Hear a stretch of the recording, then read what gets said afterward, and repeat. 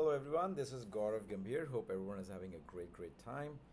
Today is August 15th and I want to bring some of this data back to you again like we do every month. Interesting times, right? The stock market has been going up. There has been conversations about changes in the Fed chairman and how that's going to lay out.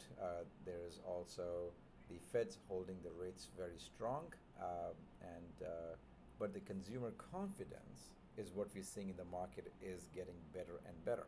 So looking at this data in Philadelphia market, I would like to point out that the sale to list price ratio, that what we show here, is 98.1%.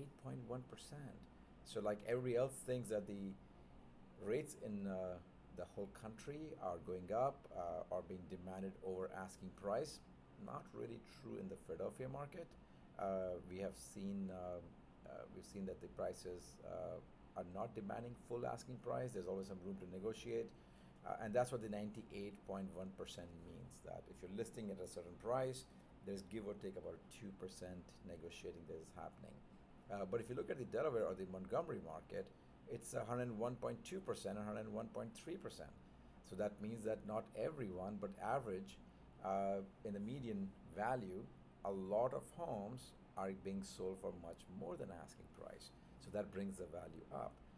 The month over month growth, some of the properties are in the same range, some are going up, but we haven't really seen major reduction. There are some markets in the country that are seeing some price reductions.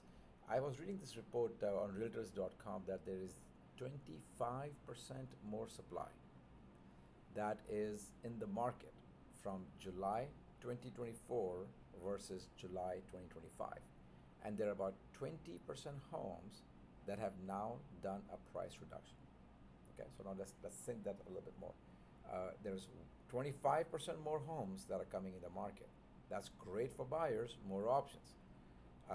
And 20% of the homes have seen a price reduction. That means the sellers are now saying that even though the number of homes are coming up, the number of buyers are not enough to compete asking and paying for a bigger value. So now, since the pool of buyers is less, you are only being able to now negotiate by bringing the price down to make your property much more attractive. So if you're a seller, this is a time for you to think about what I want to do for the listings. And if you're a buyer, one thing to keep in mind is that you could be in a position to be able to go and put in some offering price that may be much more in your favor as well. Obviously, given some of the markets, if you look at some of the suburban markets, you may still be competing with a lot more other offers. So on the right, we want to show you some of our favorite listings. We keep a first time home buyer in mind. There's $250,000 properties. We want to keep it somewhere between 250 and 300-ish. In the $2,000 per month monthly payment, because we know there are a lot of people out there who are looking to buy in the $2,000 monthly range. So here they are. Think about a starter opportunity, 1524 Ellsworth Street, $250,000, one bedroom, two bath, one bath, two bedrooms, and the monthly average mortgage price will be $1,880.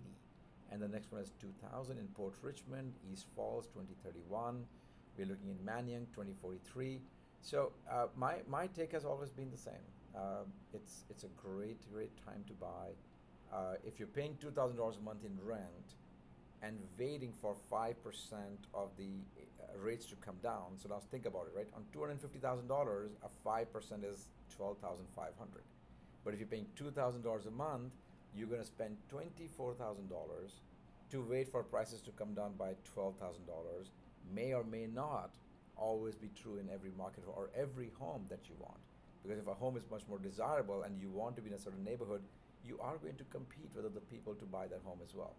So you can always refinance. Don't forget that. You can always refinance in the future. Rates that I see today is about 6 3/8 to 6.5%. So keep about 6.5%, depending on how much money you're putting down.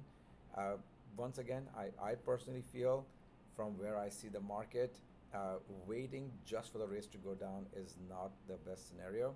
If I was in the market today, I would still go and negotiate and go buy something. So good luck to you guys. If there's anything else we can do, give us a call.